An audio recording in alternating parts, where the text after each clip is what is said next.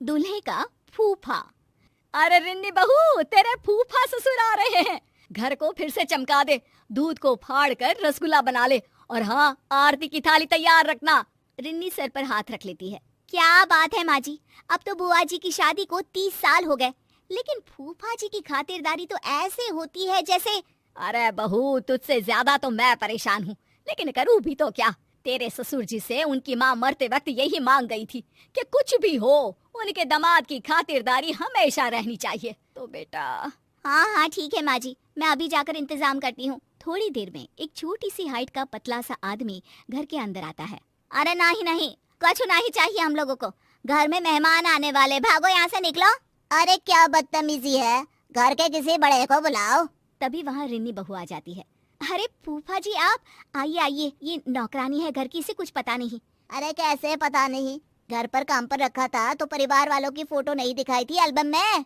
अरे लो जी, अब हम एल्बम में फोटो क्यों देखे, काम करे कि रिश्तेदारी का पावर पॉइंट बनाए, हैं? बताओ तो जरा।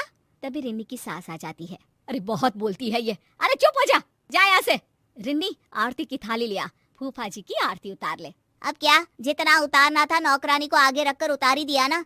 न जाने किस घड़ी में इस घर की बेटी से ब्याह कर लिया, न माँ को सहूर था न ही भाभी को। माफ करिए जी, मैं अभी आई। किसी तरह घर के सभी सदस्य मिलकर फूफा जी को समझाते हैं, माफी मांगते हैं, और मिन्नतों के बाद। तो जीजा जी कैसे आना हुआ, बहन बता रही थी कोई खास काम है। वैसे तुम लोगों से क्या खास काम हो सकता है, खास काम तो खास लोगों से होता है, और तुम लोग ठहरे आम इंसान। रिन्नी पति की तरफ देखती है। पति उसे शांत रहने को कहता है। वैसे फूफा जी, मैंने बेटे की शादी तय कर दी है, शादी की तैयारी रखिएगा। अच्छा, क्या तैयारी करनी है? देखो पैसे वैसे चाहिए तो अभी बता दो, वैसे भी ससुराल इतना फक्कड़ रहा है कि बस पूछो मत। रिन्नी को आ जाता है गुस्सा। इज्जत जो आपको महाराज की तरह दे, वो ससुराल फक्कड़ कहाँ फूफा जी, और पैसे की जरूरत नहीं है, बस आप और बुआ जी आ जाइए, यही सम्मान होगा। आ जाएंगे, लेकिन कौन है लड़की वाले? और हाँ, मेरे जैसे ससुराल में शादी तो नहीं कर दी। अरे जीवन भर बीवी को तौर तरीके ही सिखाते रह गए। देख लो, लड़की के बाप से बात कर लो, क्या क्या दे रहे हैं। कहीं ऐसा ना हो हम लोगों की तरह तुम लोगों को भी कुछ ना मिले सिवाय लड़की के। सभी को फूफा की बात पर गुस्सा आता है, लेकिन करते भी तो क्या, मरी माँ की आखिरी ख्वाहिश को मानकर शांत रहते हैं। उनके जाने के बाद मैंने जीवन में ऐसा आदमी नहीं देखा, कुछ नहीं होता था इन लोगों के पास। बाबूजी ने बिजनेस शुरू करवाया, पैसे देकर घर खरीदवाया, बिजनेस का गुण सिखाया, और आज अपने ससुराल को भला बुरा बोल रहा है। पर माँ, बुआ कुछ क्यों नहीं कहती? उन्हें तो स्टैंड लेना चाहिए ना अपने मायके के लिए। अरे क्या करे वो बेचारी, जब से शादी हुई है उसकी तो किसी ने सुनी ही नहीं, बस घर का काम और पति की हाँ पर हाँ। कभी माँ बाप ने सिखाया ही नहीं कि अपने हक के लिए खड़े हो। रिन्नी और सास के बीच आई गई हो जाती है कि एक रोज रिन्नी के ससुर जी कहते हैं, अरे क्या क्या तैयारियां चल रही है शादी की, वो क्या है ना, कमला बुआ आ रही है, फोन आया था। क्या फूफा जी भी आ रहे हैं साथ में? वैसे भी आज हम लोग मेरे बेटे के होने वाले ससुराल जा रहे हैं। माँ तुम बुआ को देख लेना, मैं और रिन्नी तो नहीं होंगे, हमारा जाना जरूरी है। अरे क्या पता बेटा, लेकिन अगर वो साथ आए तेरी बुआ के तो घर पर तो बवाल मचा देंगे। बेटा करता भी तो क्या, नहीं गया अपने बेटे के ससुराल, और माता पिता के साथ बैठकर बुआ और फूफा जी का इंतजार कर रहा था कि तभी बुआ आती है। अरे वाह मेरी बहना, बड़े दिन बाद आई।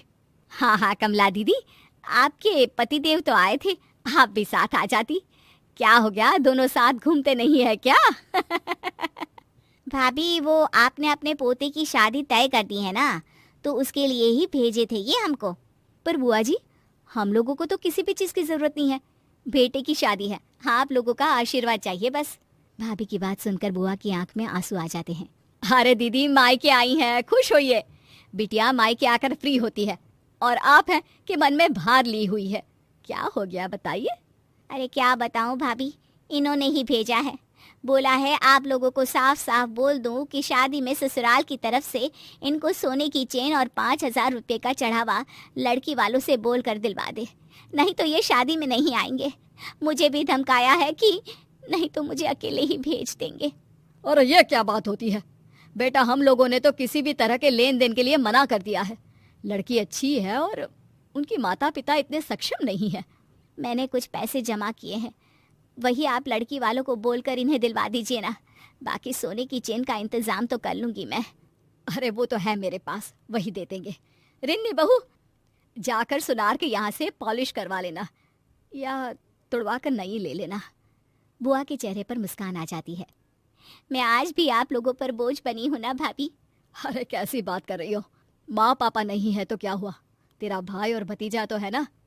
जीजा जी को बोलना सब कुछ मिलेगा, परेशान ना हो बस। शादी वाले दिन लड़की के पिता कहते हैं, ये लीजिए भाई साहब, ये पैसे और सोने की चेन।